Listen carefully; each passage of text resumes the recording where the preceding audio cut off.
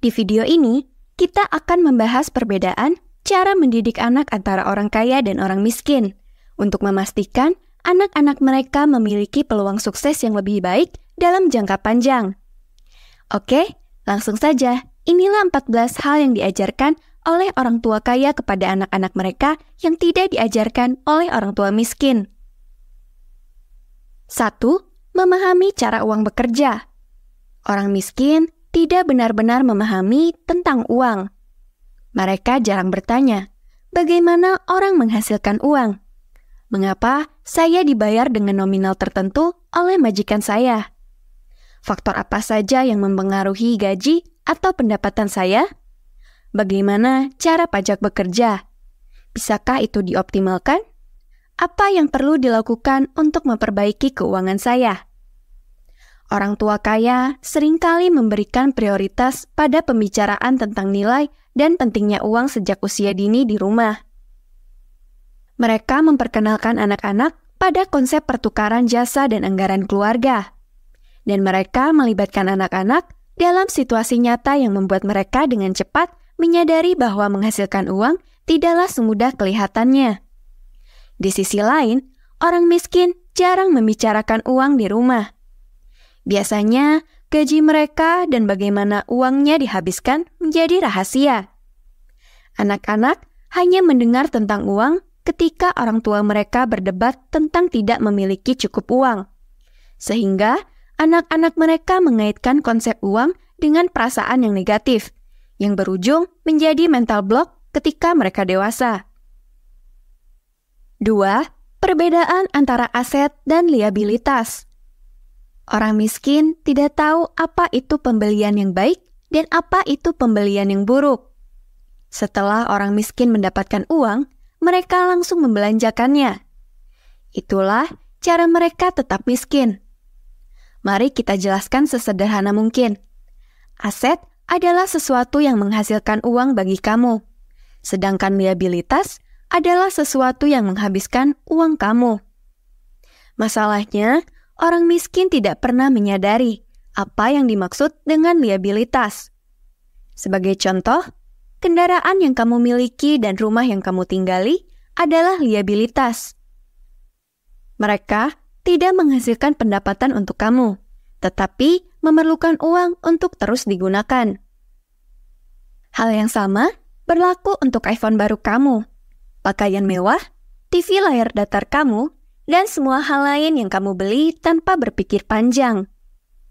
Sementara orang kaya memfokuskan seluruh waktu dan uang mereka untuk mendapatkan lebih banyak aset. Membeli properti, lalu menyewakannya agar mendapatkan penghasilan tambahan. Menulis buku yang menghasilkan passive income, membeli bagian dari bisnis yang berjalan dengan baik, dan masih banyak lagi.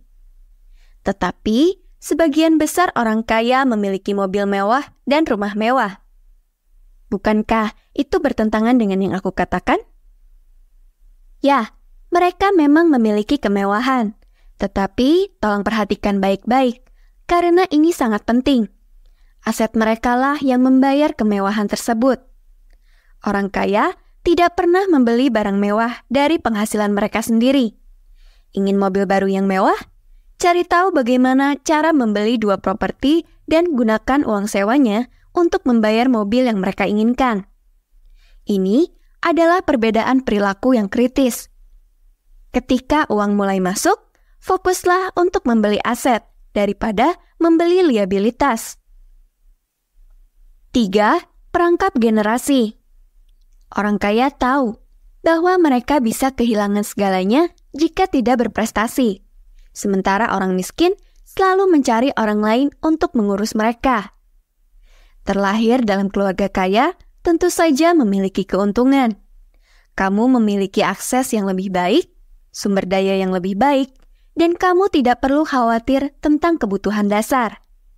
Namun, ini juga membuka pintu pada ancaman yang tidak perlu dikhawatirkan oleh orang miskin, yaitu akan lebih banyak yang bisa hilang jika kamu tidak berhati-hati. Jadi, tekanan selalu ada. Sangat penting bagi orang kaya untuk mengajarkan anak-anak mereka bahwa meskipun mereka mendapatkan awal yang baik dalam hidup, perjalanan ke depannya sama panjangnya.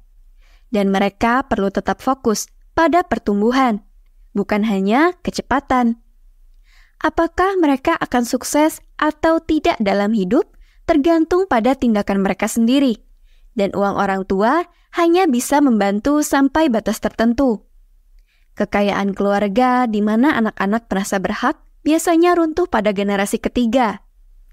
Pertama, ada seseorang yang sangat bersemangat dan bekerja keras untuk membangun kekayaan.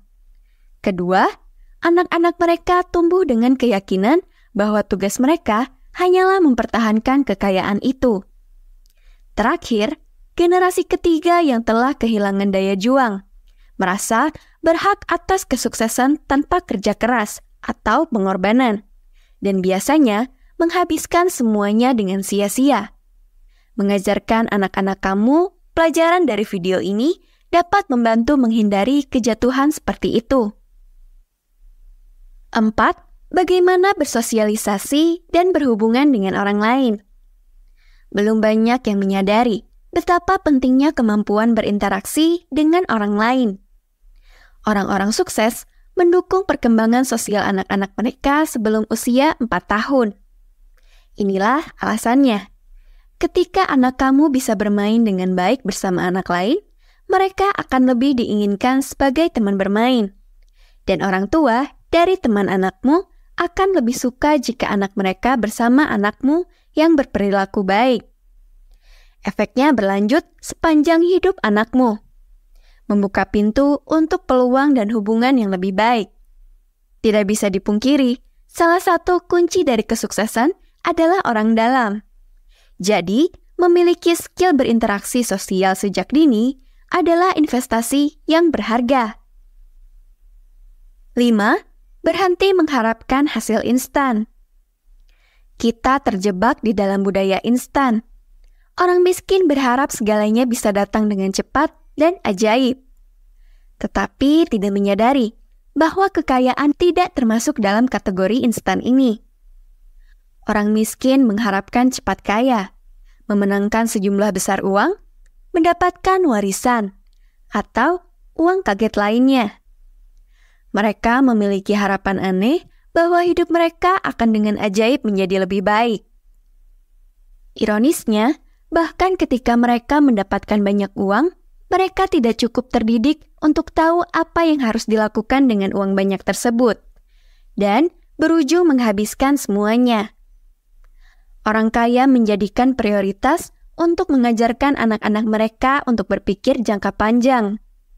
Berpikir jangka panjang adalah salah satu karakteristik yang membedakan orang kaya dengan orang miskin. 6.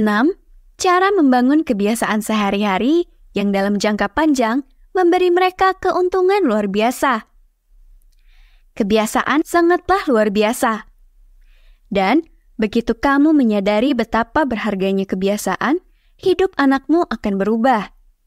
Biasanya, diperlukan sekitar 21 hari untuk membuat kebiasaan baru itu menjadi bagian dari diri kita. Untuk kebiasaan, kunci ada 3, yaitu membaca, olahraga, dan bangun pagi. Setelah 3 hal itu menjadi gaya hidup, selanjutnya menjadikan kebiasaan-kebiasaan positif lainnya terinstal dalam diri kita. Orang kaya menggunakan kekuatan kebiasaan positif untuk maju dalam hidup. Sementara, orang miskin merawat kebiasaan beracun yang mengarahkan hidup mereka pada kehancuran. Hati-hati dengan jenis kebiasaan yang kamu tanamkan pada anakmu.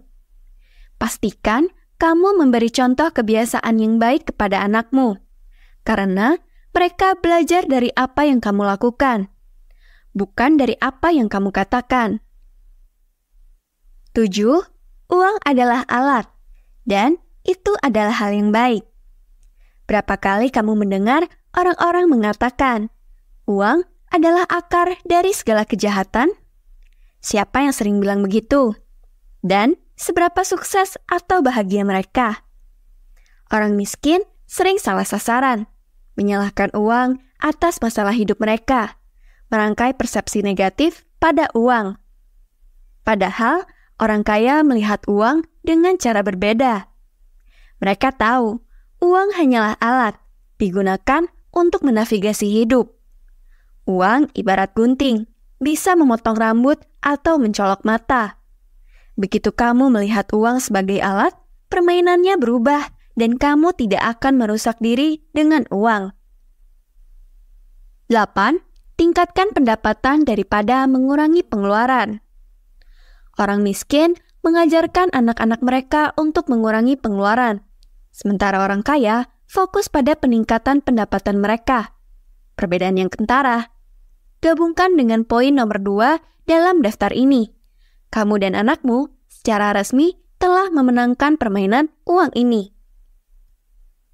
9. Pengetahuan lebih berharga daripada uang dalam jangka panjang. Sobat bijak pasti sering mendengar, investasilah pada dirimu sendiri, hal itu akan memberikan dividen terbaik.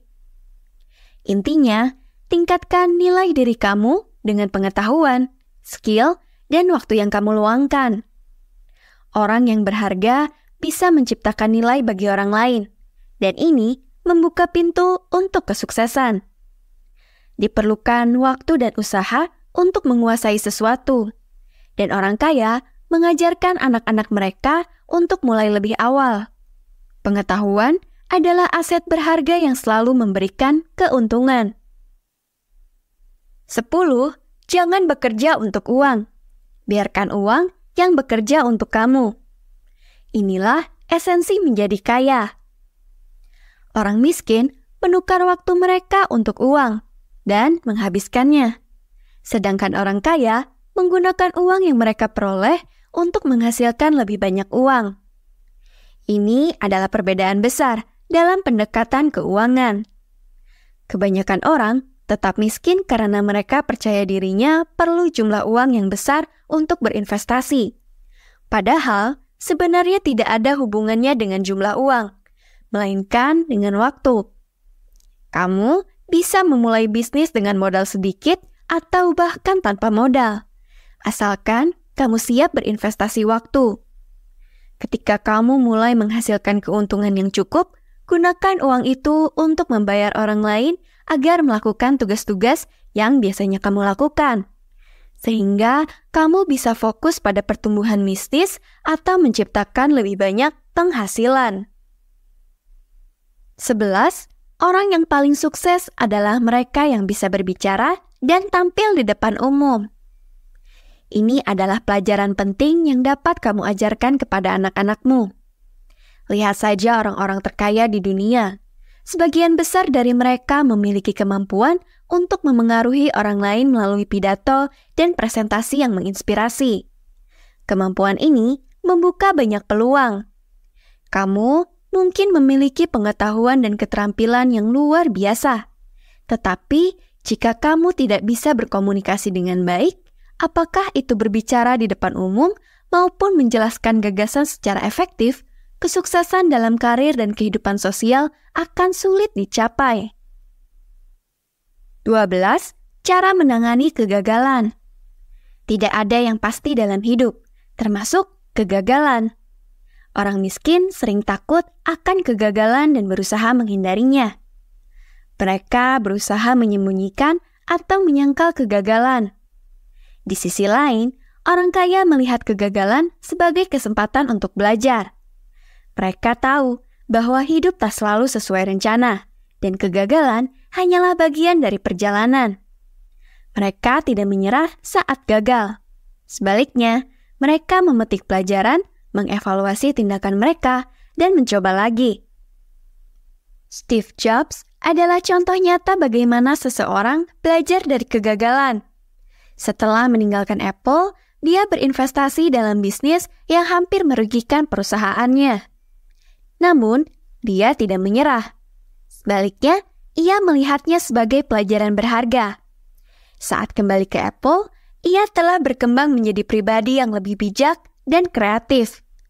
Pengalaman kegagalan membantunya mencapai tingkat kesuksesan yang lebih besar. Ingat, kegagalan adalah langkah menuju kesuksesan. Jangan takut untuk mencoba dan belajar. 13. Cara berhutang yang benar. Ada dua jenis hutang, hutang baik dan hutang buruk. Hutang buruk membuat kamu miskin, seperti membeli barang konsumtif. Sedangkan orang kaya memakai hutang baik. Mereka meminjam uang untuk berinvestasi yang akan menghasilkan lebih banyak uang. Bank dan investor mendukung proyek ini jika kamu memiliki rencana yang kuat dan track record yang baik. Itulah mengapa gedung pencakar langit dan bisnis besar tidak dibangun dengan uang pribadi. Gunakan hutang untuk pertumbuhan, bukan untuk konsumsi. 14. Memiliki uang bukan jaminan jadi orang lebih baik. Uang hanya menyelesaikan beberapa masalah.